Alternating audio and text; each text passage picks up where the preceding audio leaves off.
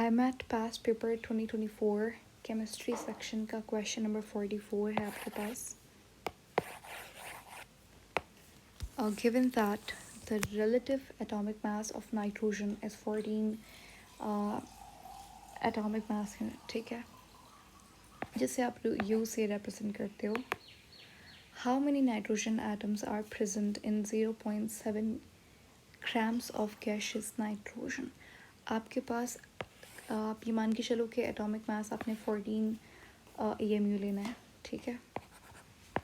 Nitrogen का मास कितना है? 14 AMU है. How many nitrogen atoms are present, आपने बताना है कि कितने नाइट्रोजन एटम्स प्रेजेंट होंगे, यानी कि नंबर ऑफ नाइट्रोजन एटम बताना है किसमें 0.7 ग्राम्स के अंदर. अब यहाँ पे आपको क्या पूछा है? उसने पूछा है नाइट्रोजन एटम्स बताना है.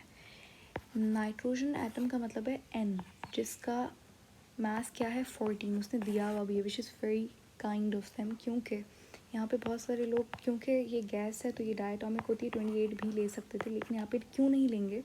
क्योंकि उसने मॉलिक्यूलर मास की बात हो रही है, तो उसने एटम लिखा है, मॉलिक्यूल नहीं लिखा.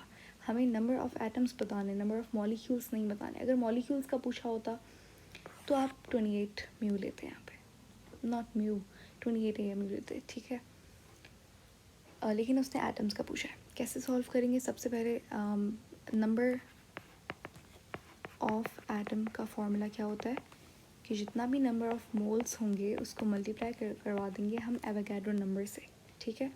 हमारे पास सबसे पहला टास्क ये है कि आपको नंबर ऑफ मोल्स पता होने चाहिए, तो हम यहाँ पे एक्स्ट्रा मतलब ये रफ वर्क करके नंबर ऑफ़ मोल्स पता लगाते हैं. अब नंबर ऑफ़ मोल्स हमें पहले फाइंड करना है, तभी हम इसमें पुट करेंगे और हमें नंबर ऑफ़ एटम्स मिलेंगे. तो नंबर ऑफ़ मोल्स बराबर होते हैं given mass divided by atomic mass, ठीक है.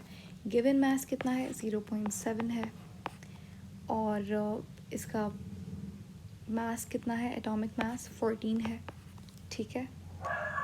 तो अब यहाँ पे आप डिवाइड करके देखें इनको, 0.7 को डिवाइड करवाएंगे हम किससे? 14 से, तो आंसर क्या आएगा? 0.05. सही है.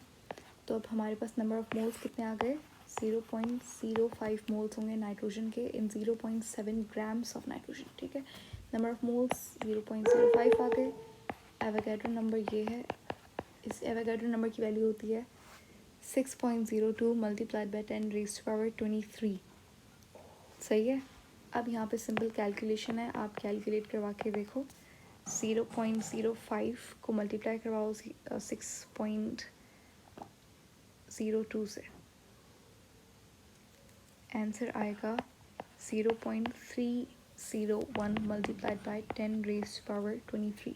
अब पॉइंट को हम यहाँ पे लेकर जाएंगे, ठीक है. जब पॉइंट को आगे मूव करवाते हैं तो यहाँ पे जो पावर है उसके अंदर -1 होगा, पीछे लेके जाओगे तो +1 होगा. जितना भी मूव करवाएंगे वैल्यू को, पॉइंट को, उतनी बार.